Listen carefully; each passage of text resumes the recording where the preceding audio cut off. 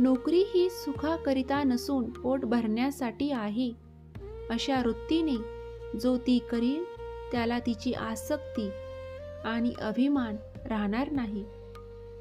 सावधगिरीने वागावे, भगवंताचे स्मरण ठेवावे, त्याचे नाम घ्यावे, बाकीच्या सगळ्या गोष्टी प्रारब्धावर ठेवाव्या. यानेच समाधान मिळेल. भगवंताशिवाय समाधान मिळणे शक्य नाही. मी समाधान राखून चाललो असे म्हणणारा तो जगात धन्य आहे खरा. ही धन्यता यायला भगवंताची अत्यंत आवश्यकता आहे. रामाच्या इच्छेने सर्व चालले आहे. राम करता आहे, ही भावना ठेवून आपण प्रपंच करूया.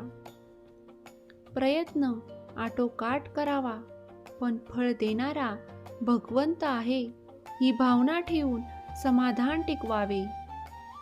भगवंताची प्राप्ती व्हायला दुसरे काही नको, शरणागती पाहिजे. मी उपाधिरहित बनणे ही शरणागती आहे. माझेपणाची जी उपाधी आहे ती नाहीशी करायची असेल तर साधन तसेच पाहिजे.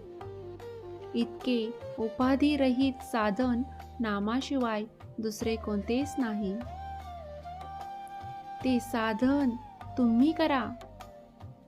भगवंताच्या नामाचे प्रेम यायचे असेल तर अंतकरण शुद्ध पाहिजे.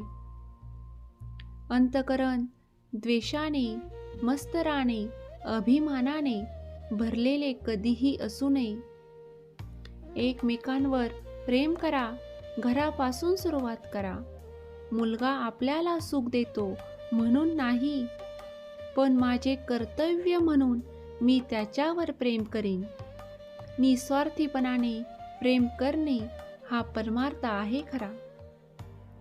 त्यासाठी राम दाता आहे, पाठीराखा भगवंत आहे, ही जाणीव ठेवून तुम्ही राहा. ही जाणीव निर्माण करण्याकरता भगवंताच्या नामाची खरी गरज आहे. मनाची शांती मिळवायला हाच मार्ग आहे. दैन्यवाने कधीच नसावे. अगदी राजाचे वैभव तुम्ही भोगा, पण त्या वैभवाने मी सुखी आहे असे न म्हणता मी रामाचा आहे म्हणून सुखी आहे, ही भावना ठेवून वागा.